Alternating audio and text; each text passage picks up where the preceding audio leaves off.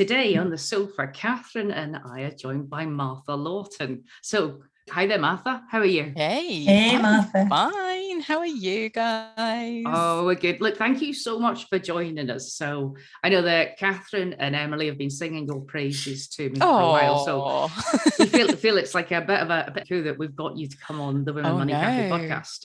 I feel like it's a coup for me to be on the show. I'm delighted to be here. Thank you. All right. So, Martha, like one of the reasons we were really keen to get you to come and chat with us is you've got a really interesting take on money. And thank you. Well, we've all got interesting takes on money in the cafe, you know. So you fit right in. But before we get into what makes you so unique, could you tell us a little bit of background about yourself and how you got to where you are today?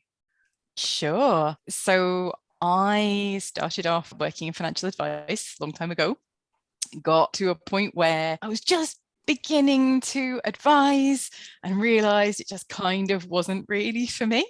So I moved sideways into financial education, and I did financial education for a long time in the not-for-profit sector.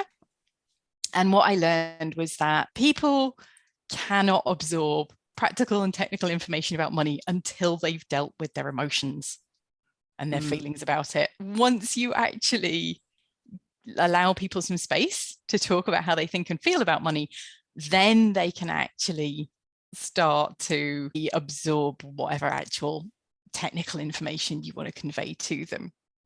And that got me interested in that. What kind of people were you working with, Martha? So I was working with, at that point, predominantly people on kind of low income groups. And again, that was part of the reason why it was really important for me to step back and give them space to talk about what was going on for them first. And in fact, a lot of the time, I wasn't really teaching so much as facilitating conversations between people, because as you can hear, I'm reasonably well off. My background is not a poverty background.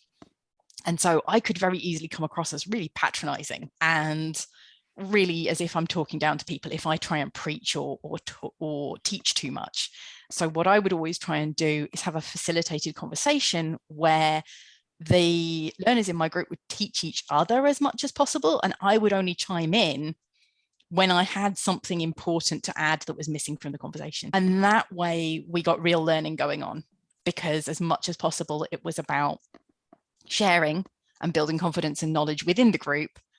And then it was only me kind of course correcting occasionally when there was something that really needed to be said. And that was really what I found to be the most successful way of building learning and financial education settings. And then since then, you know, I did that for a while, went way from beyond that into more managing projects around helping people to kind of access affordable finance, access affordable credit, stay away from loan sharks, did a whole bunch of projects around kind of loan shark awareness stuff, and eventually decided that I really wanted to come back to this whole topic of the emotions of money and the psychology of money and how people think and feel about it, because I was teaching myself over time more and more about that subject, reading more and more about it, becoming more interested in it.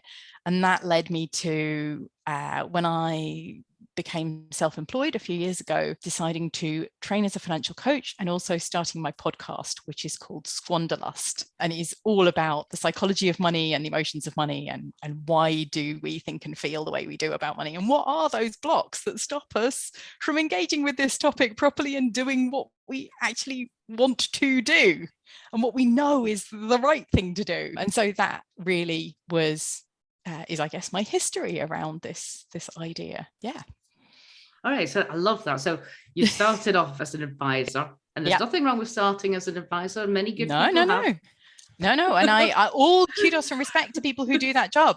I have, you know, nothing but respect for this, many of the great advice professionals out there. It just wasn't the right course for me. Yeah. And then you were explaining how you've worked with charities, then you've worked with people on low incomes, and now you worked in a group. So I'm just curious, in all the reading that you've done, now having gone through the experience myself, I know, and I don't think I'm that different to everybody else, that as you're learning all this stuff and you're teaching other people, you get some really big penny drop moments yourself. Yeah, absolutely. How was that for you? Yeah, well, it still goes on, right? I literally had that experience with a client the other day where I was talking to her about something that she's struggling with in her relationship with money. And I was like, oh, okay, this is advice I need to take. And I'm having to come up, reflect back to you what you're doing. And really now I need to step away at the end of this call and not only write up my notes for you, but go and have a conversation with somebody else about how we get on and how we interact around money together, because this has really shown me that there's something I'm doing that's not helping me. So it totally is a thing that comes up, and it's such a process. It's so ongoing, I think. Yeah, it's not like we get one light bulb moment and it's like, we understand ourselves. It's like everything there's another is fixed ceiling now. and another ceiling. Yeah. So yeah. And I was actually saying something about this on Twitter, but earlier today, that you can think you've sorted something, you can have the moment of insight and you can act on it and be mostly okay about something. But if it's something that runs really deep with you and it's old family stuff, particularly, it just remains there as a kind of undertow in your life. And if you are stressed and tired and you have a lot going on and you're not as mentally strong as you are at other times, it can pull you back down again. So you can cycle in, and even if you've had the insight and you think you're kind of okay, when things are not so good, you can end up being pulled back into some thinking that you've worked on before. And it's money really, deja vu. Like, money deja vu, psychological deja vu, career deja vu, relationship deja vu. It does, Funny you two have gone there. I'm thinking about grass. Grass? Oh, yeah. The grass is greener? No. No, because the grass has just been cut. Okay.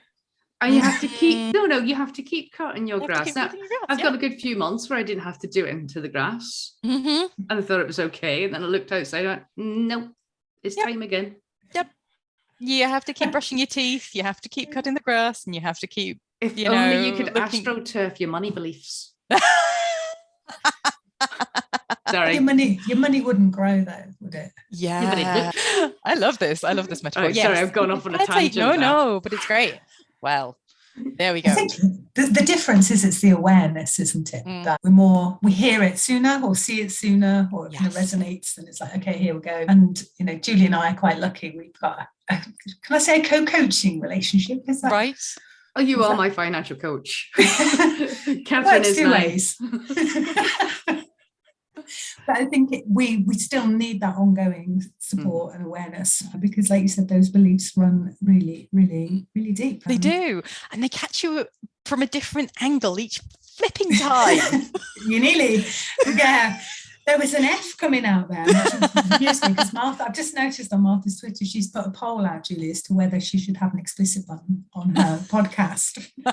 Oh shit, I don't know. What do you think? Maybe. I got lots of responses saying I should do, but I think it was from podcasting people, many of whom are not necessarily my listeners. They're just random podcast people. So I don't entirely trust that one. Everybody that's a regular listener to the podcast knows that we do tend to go off on tangents. We are easily distracted, but which is ironic. It's easily distracted, and then there's actually your unique perspective on money, isn't there, Martha? Which I would absolutely love for you to share with the listeners. So, Martha, would you mind talking to us about what makes you unique when it comes to being a financial coach? Okay. So I think you're hinting at the fact that I have ADHD. I am indeed hinting. This is where you subtle.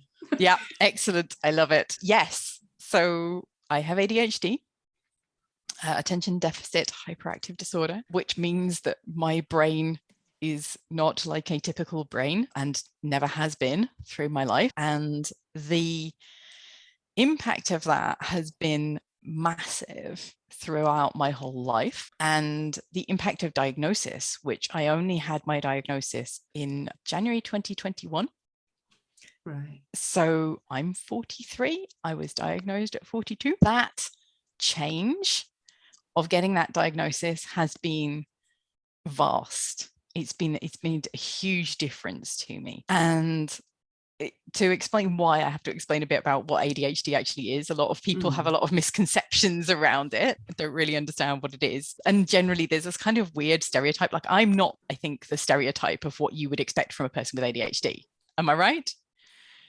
I don't know if I have a stereotype. Okay, you don't. Catherine, what were you going to say? I think just having had 3 children with massive age gaps, I feel like I've been at a school playground for 30 years. It's come through a cycle that it was never known, certainly when I was at school, but then it was associated, and I'm inverted commas here, with the very active boys in particular, and less us women, and that kind of bouncing off classroom walls, and that hyperactive element was the big thing that everybody talked about. Rather than the kind of little girl at the back of the classroom dreaming of squirrels. I was talking about myself there, but that's fine.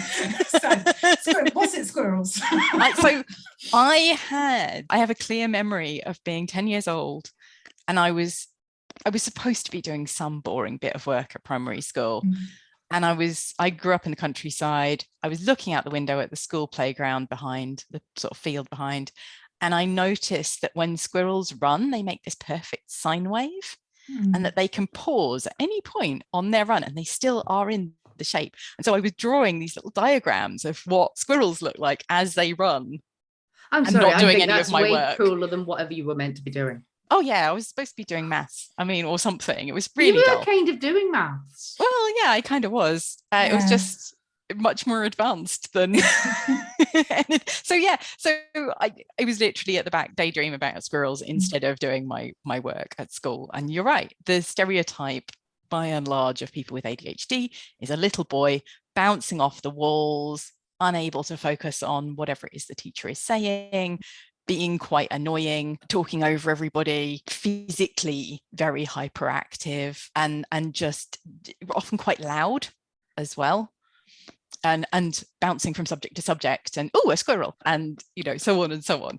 Whereas a lot of the time it presents very differently in girls, as I think you were just hinting, Catherine, and it's often daydreaminess, it's often being a bit scatty, it's often forgetfulness, not having the things that you're supposed to have, poor time management, and a variety of those would be the things that somebody from the outside would notice. But what we experience as people with ADHD is different from the things that bother our parents and teachers about us, which is what you often see in the kind of diagnostic manuals. Lots of what you see if you go and read about ADHD is, what do other people find inconvenient about a child with ADHD? Hang on, I think that's really powerful, what you've just said there.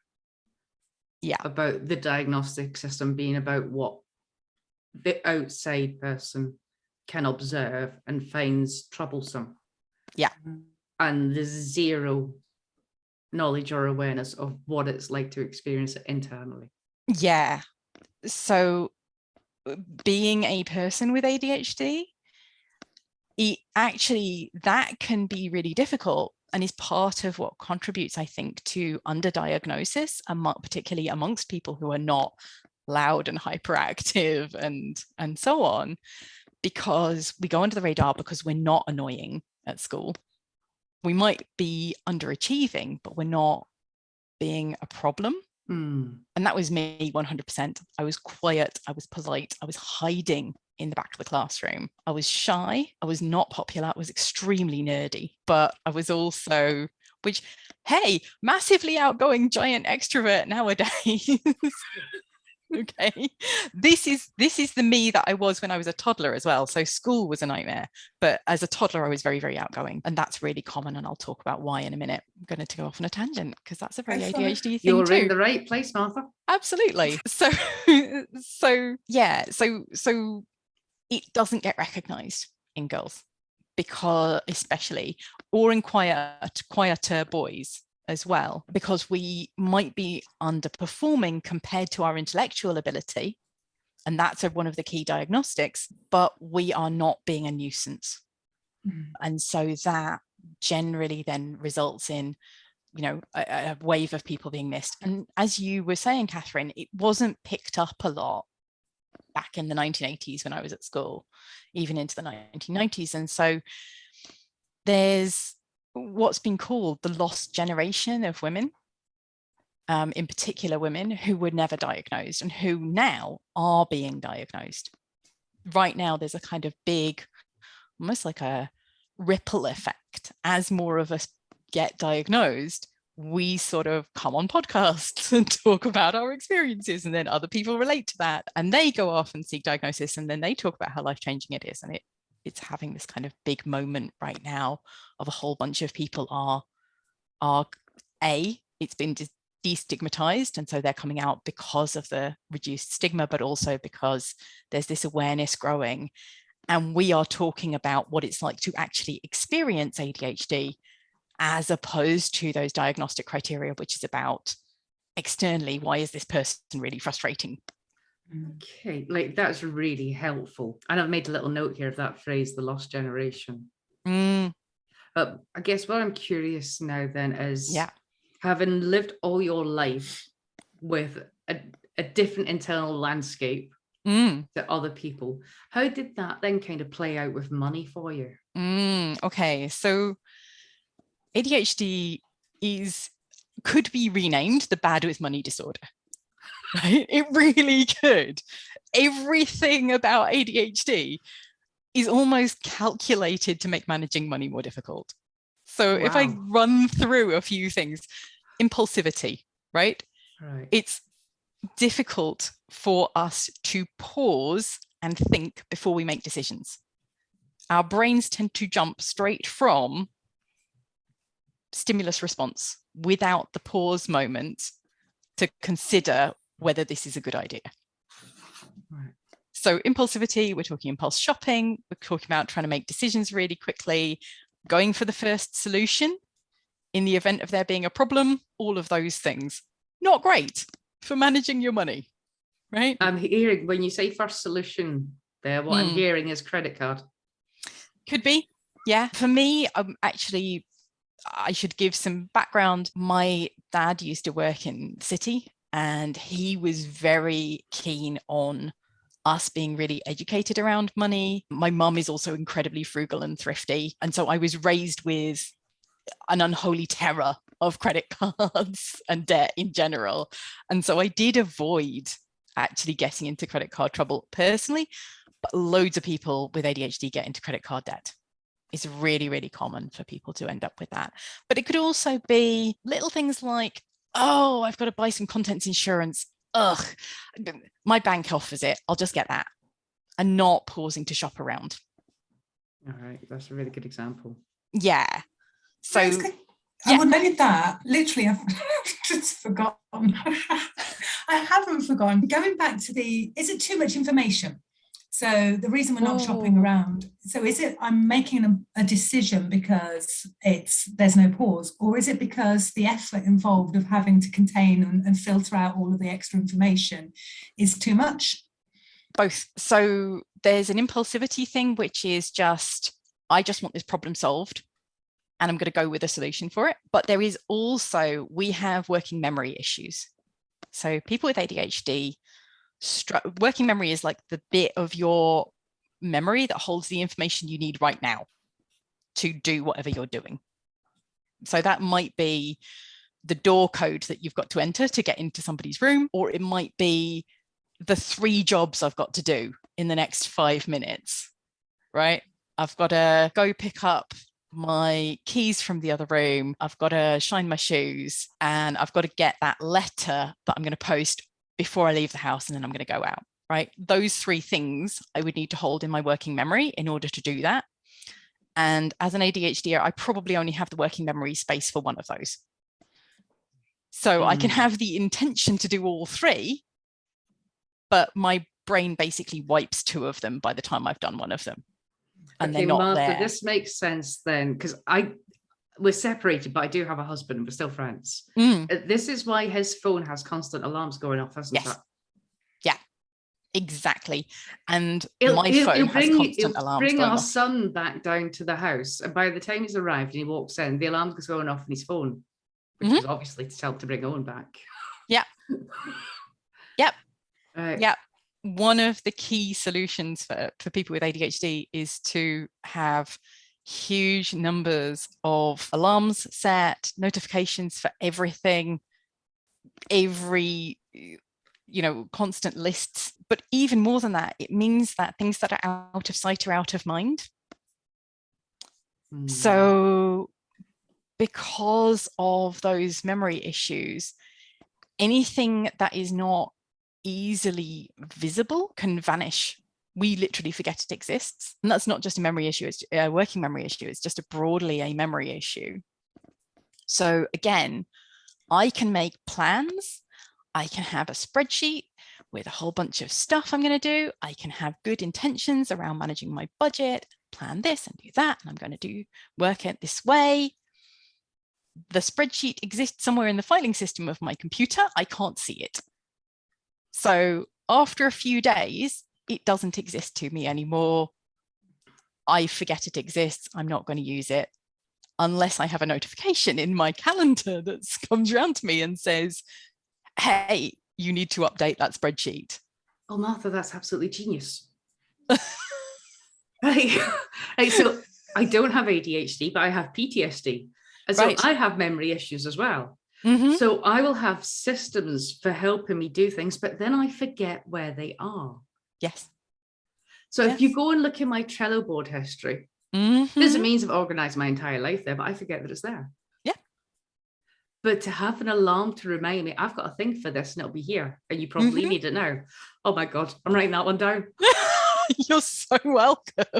Can I just say that that doesn't work for me, because I just can't remember anything. So there's all the alarms, so I'll ignore those.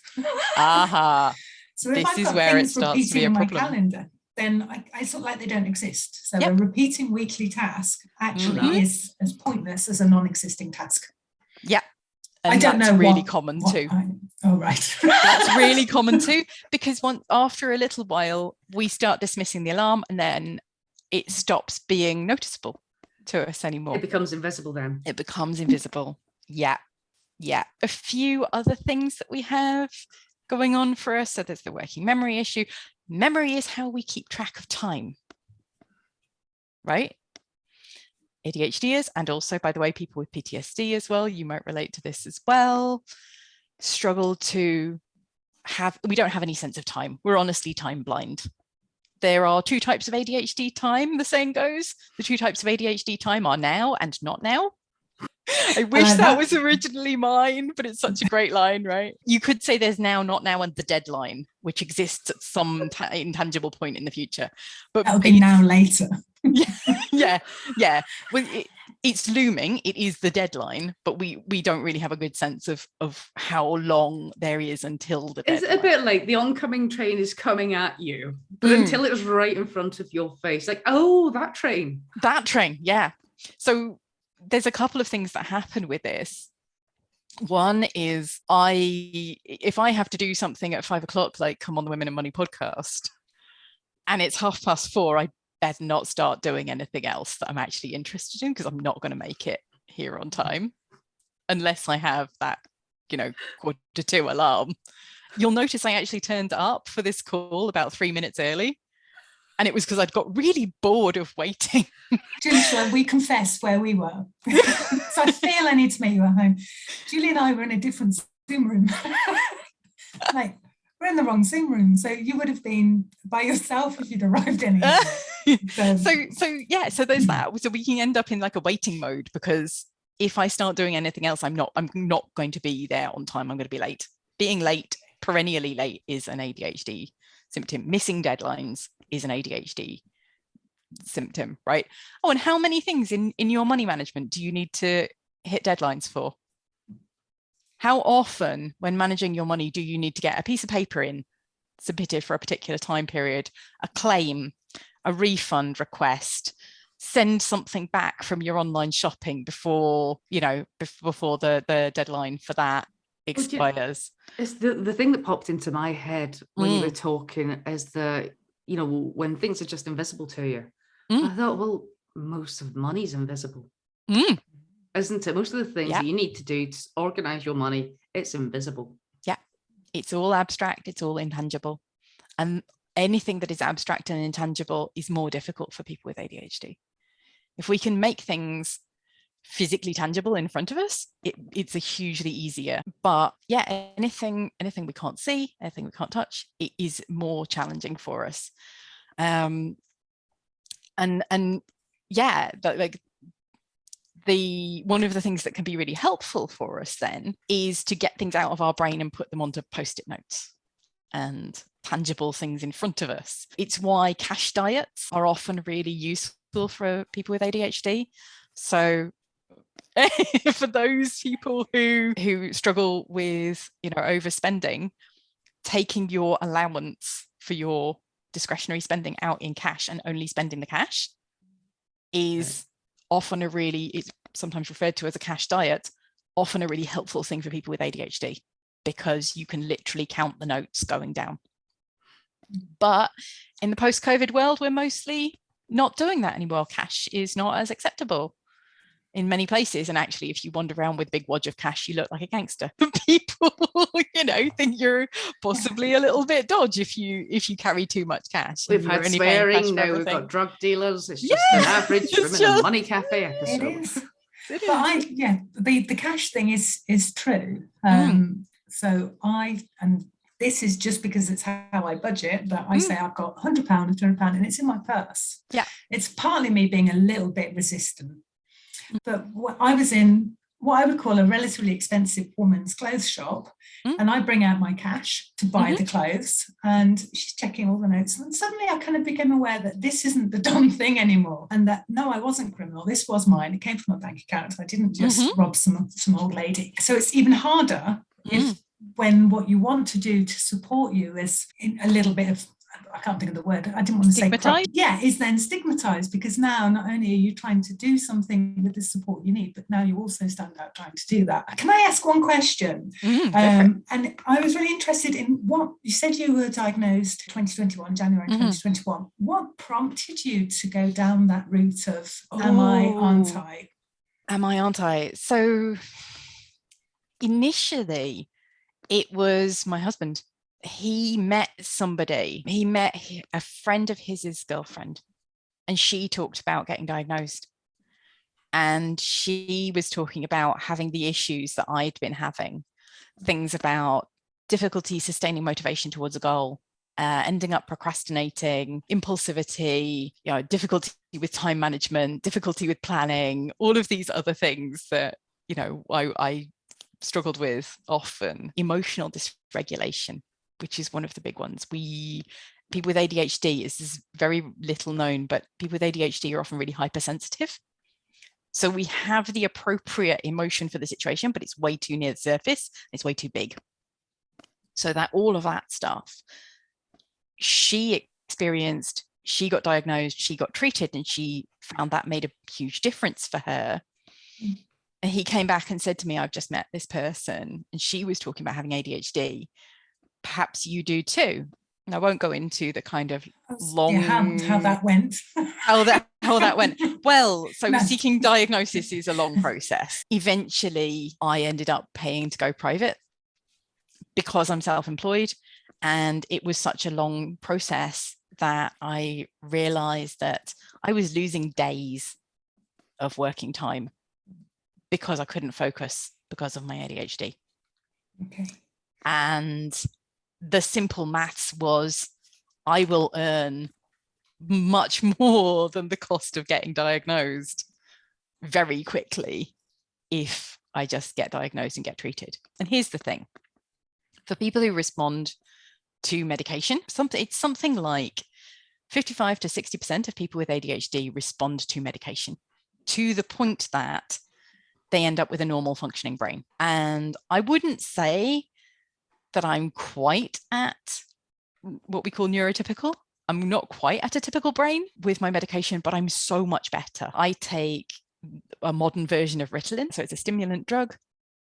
Take it at 7 o'clock in the morning. It kicks in about 7:30. I get 14 hours roughly of typical brain functioning. Starts to wear off about 8:30. By 8:30, all bets are off again. But basically, I have self-control and willpower and focus and less distractibility and all of that stuff for the majority of my waking hours because I take a pill every morning. Wow. And it means that a good day for me now is way above my previous functioning, and a normal day is what used to be my good days. So a normal day now for me is what used to be a really highly focused day in my past. It's massive. And because the issues that ADHD causes they result in you feeling like you're constantly spinning too many plates and everything is spiraling into chaos. So because you're constantly trying to fix one element of the chaos, you can't just keep things ticking over in the other areas of your life. And so you're constantly in crisis mode when you have untreated ADHD. Whereas once you start treatment and things start getting better, you can actually get something sorted to the point where it's just at maintenance, and then start fixing something else. And then that's just at maintenance. And instead of chasing from crisis to crisis, you are instead just kind of managing things. I've gone back to the grass ladies. Yeah. Because, right, I'm going to have to keep getting my grass cut. Yeah. But if I get treatment, then I could even start about putting some bedding plants in, couldn't I? Exactly that. Yeah. Yeah. Right. Martha, look, I'm blown away by your openness, your knowledge. I'm really grateful to you for coming and talking about this, because I think it's such an important thing. Money's difficult for so many people, for so many reasons. Yeah. To have this extra layer of complexity added to it, it's just, it's mind-blowing. So yeah. And there's even, I mean, if you don't want me to say it, there's even, we talk about it as the ADHD tax. People talk about the little issues that come along with this as because you can't shop around for insurance. Well, yeah, or you can, but then that uses up all of your energy for doing a thing, and then you don't have any mental energy for everything else you want to do. And so then you order a takeaway instead of cooking, and that's the ADHD tax, right? Or because you spent all your day trying desperately to make yourself read an insurance document, which your brain does not want to read. Nobody's and will not let you comprehend. But okay, but here's the thing, nobody wants to do it. An ADHD brain will stop comprehending the words on the page. There will literally be a reading comprehension fail. And I have the intellectual capacity to read this stuff. The words stop making sense. Right. And I am too bored by a document. Yeah, well, that's a huge barrier. So it's, I guess, if we've got someone that's listening that has either been diagnosed or strongly suspects that they're ADHD, and a lot of this is resonating with them with regards to their money, if there's one tip you would give them for your managing money with ADHD, what would it be? Do everything you can to make willpower redundant. Automate it. Automate everything positive about your money management and put friction in for everything that is going to be a negative. So unsubscribe from all those retailer newsletters, unfollow all those influencers, physically hide your credit card from yourself, because it doesn't exist when you can't see it, right? Yeah, automate savings when you get paid. Calendar reminders, like I said. So, for example, you take out an insurance product. Happy days, you've taken out an insurance product. Well done, you. Put a reminder in your calendar for 6 weeks before the renewal date, so that you actually have 6 weeks to, at some point in that 6 weeks, get round to buying the new product next time. Right.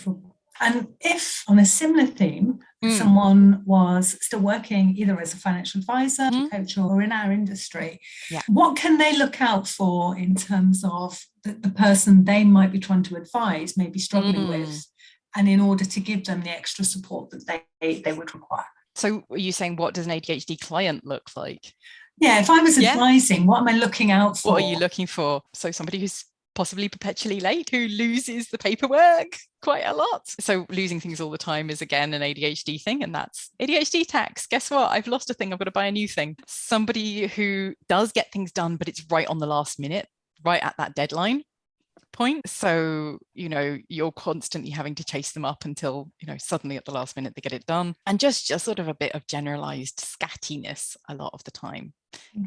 Often could be smart, charismatic, creative. A lot of people who are all of those things and self-employed, often a lot of ADHD is in those situations. But as I said, not very detail oriented, and their eyes glaze over when you give them a key facts document, let alone any actual details. And given that we're recording this literally on the last day of the tax year, I think it's Absolutely, anyone we see tomorrow.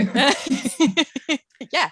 So, it is. Martha, I am actually still a financial advisor. And I guess on behalf of myself and the other advisors that listen as well, what could we do differently to work better with someone that's got ADHD? So a few things. One is, if there are forms to fill out, how much can you fill out so that we don't have to fill the form in? How much can you help us with reminder notifications? How much can you send us updates and reminders that, you've got your appointment with me coming up.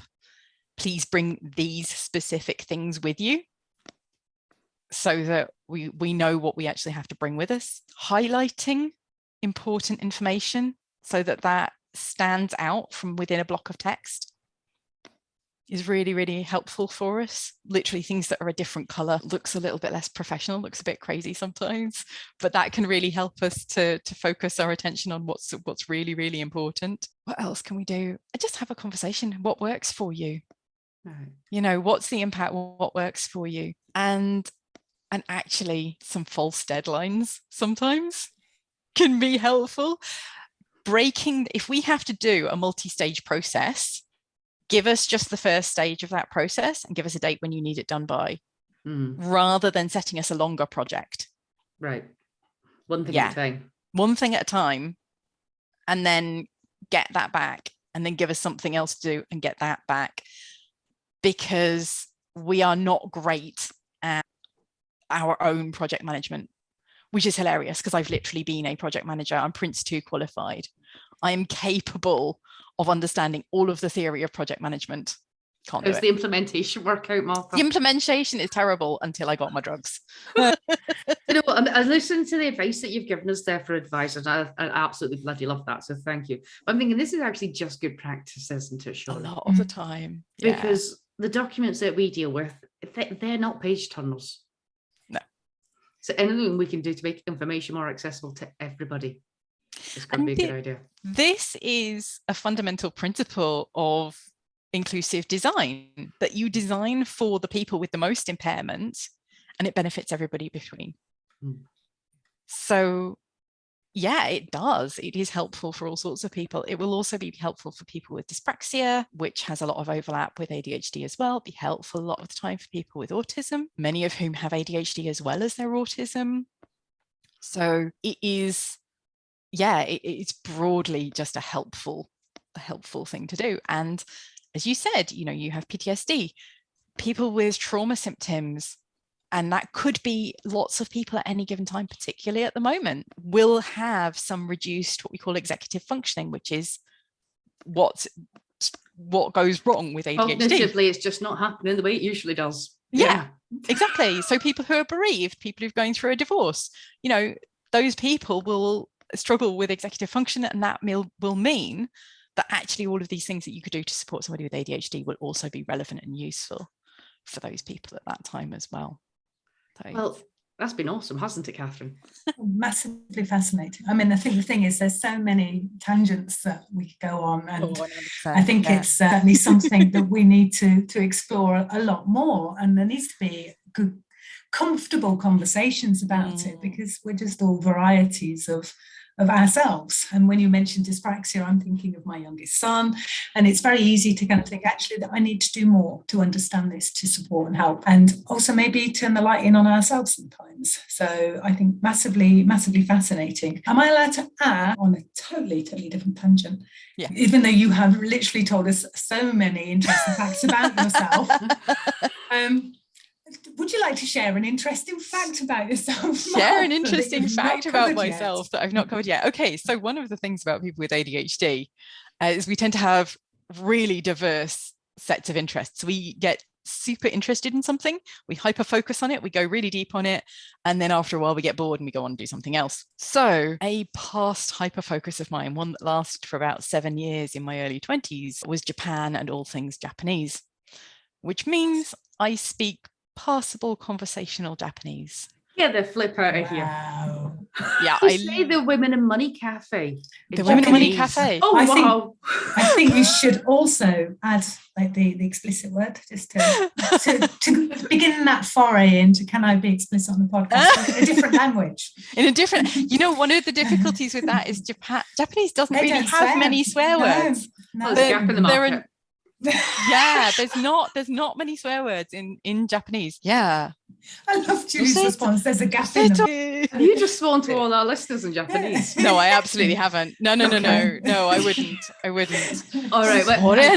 I think we can tell that the conversation is about to descend into something that's not appropriate for the airwaves. So it just remains for me to say, Catherine, thank you for playing in the cafe with me as always. Martha, it's been an absolute delight having you here. Thank you so much. It's been so much fun. Thank you.